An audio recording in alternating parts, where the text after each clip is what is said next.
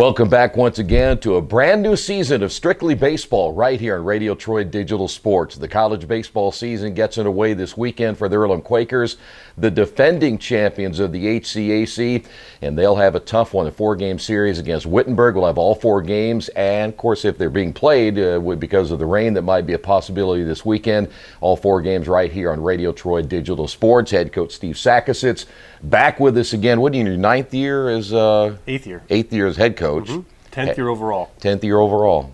A lot of things have happened in 10 years. A lot. Right? Yeah.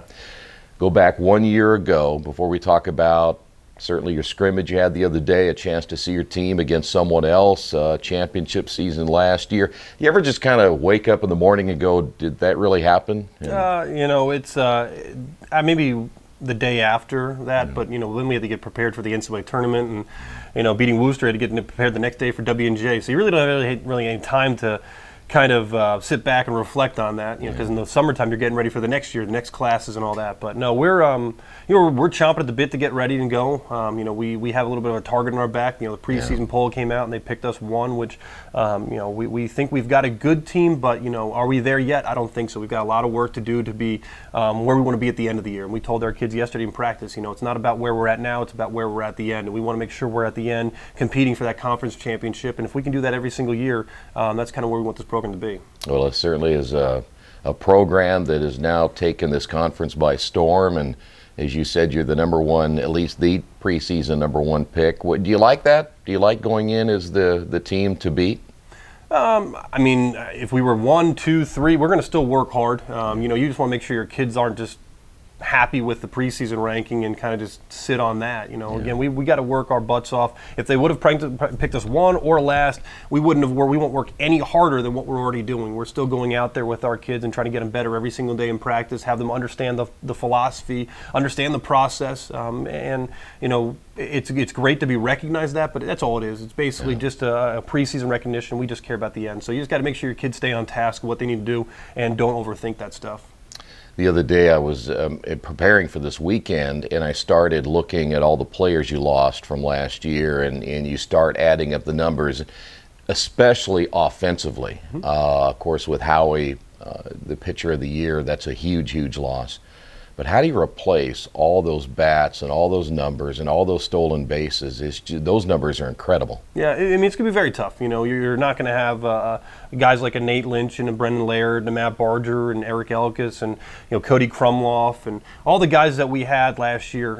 That graduated for us. It's going to be, you can't replace those guys. We have other guys that are going to come in and hopefully do different things that they do well to make themselves successful. We're still going to go with the philosophy. We're going to run. We're going to put pressure on the defense. That doesn't change whoever is in our program. We don't have, I think, the boppers like we have. We don't have the run production, home run wise, that we had last year, but we've got different ways we're going to try to go about it. And if we can play our game, which is, again, always dictating counts on the mound like we always want to play, and then the same thing, we get on base, we want to wreak havoc there. The philosophy works, because if they're focused on our base runners, they're not focused on our hitter. If they're focused on our hitter, they're not focused on the base runner. So it works on either way, and we just want to keep still playing the same way we want to play.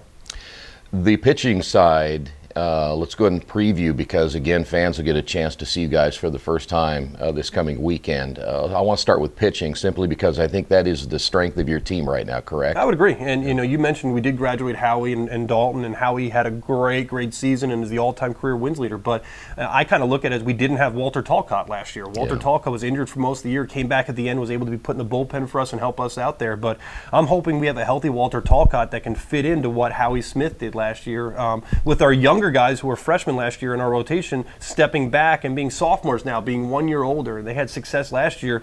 What we think they can do here this year will be good. Always love the phone when it rings, huh? You have Walter. We saw him a little bit the other day. The injuries got him a little bit last year. Had a great freshman season. As you said, he is really your number one right now, or at least I would imagine he's close to being your number one. But you said you built so much depth in that pitching department last year with a lot of young arms.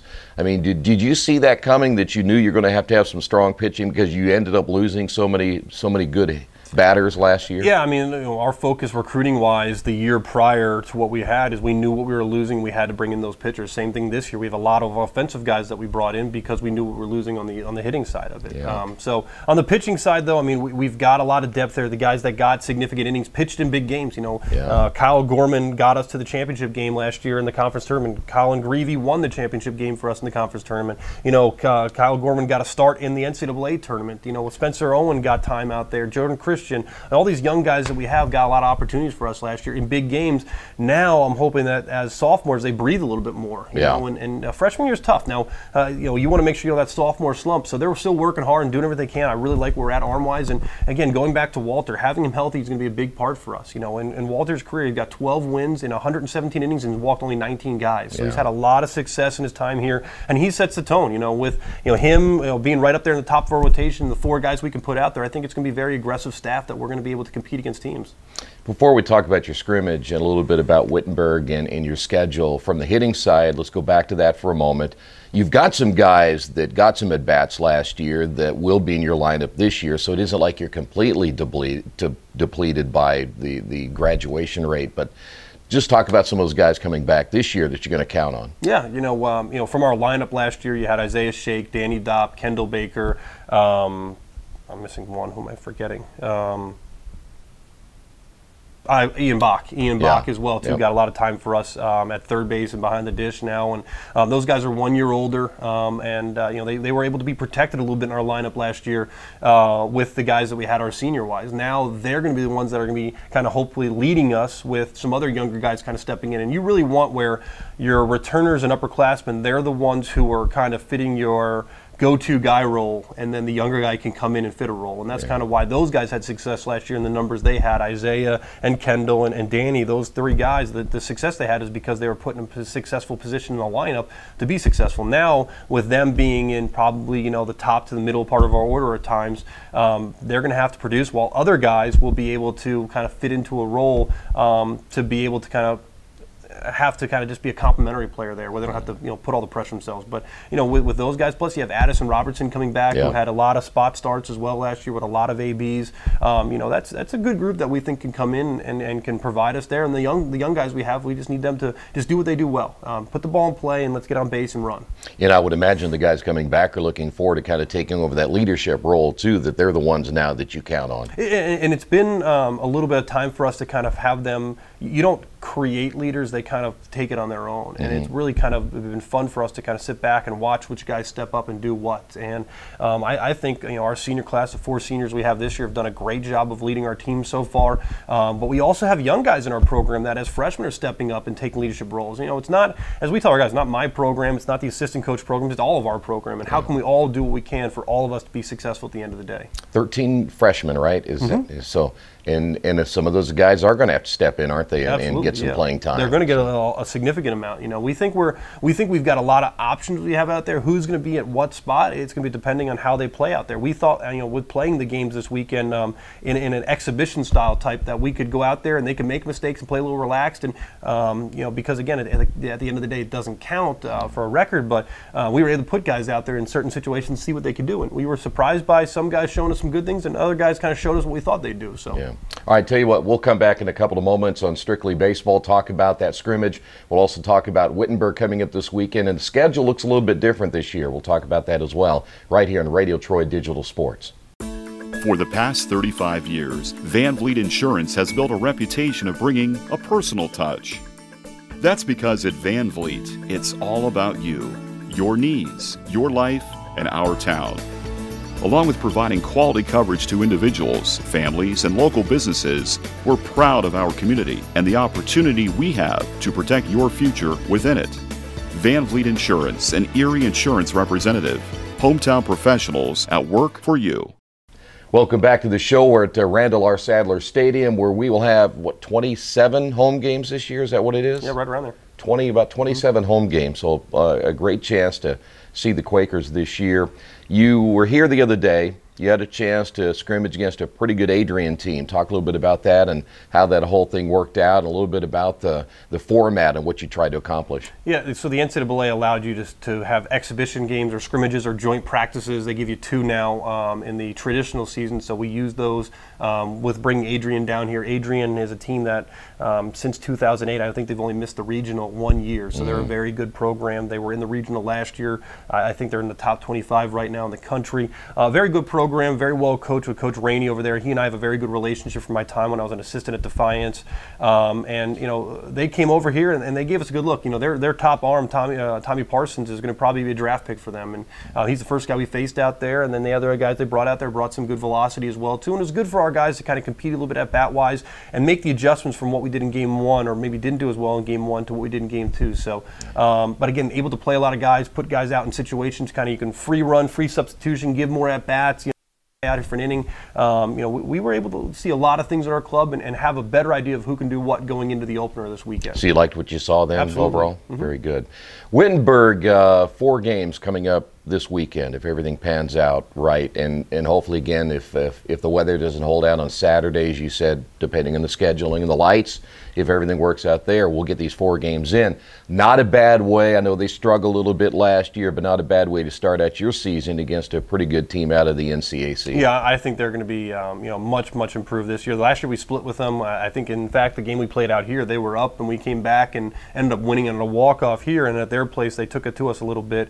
You know, Coach McGee, who's in his second full year over there, has done a great job on the recruiting end. He's been really working hard to you know, get the right fit to turn that program around. I believe he's going to do that. The NCAC is a tough conference. You know, I think anybody you look in the Mid-East region, I think the Mid-East region itself is one of the best conferences in all of, or at least one of the best regions in all of the whole country with the teams we have in here. And you know, with the NCAC and with Wittenberg, they're going to be a tough test for us to start up there. You know, they're a very high academic school, just like we are. It's very even on that part of it. We're hoping that since it's played at our place, with a lot of excitement on both ends, we can come out of there and give ourselves a good start to the year. Yeah, I mentioned, by the way, the team you beat in the regional, Worcester's out of the NCAC too, so it gives you an idea of how good they are. 4 games, then you play Wilmington for 4.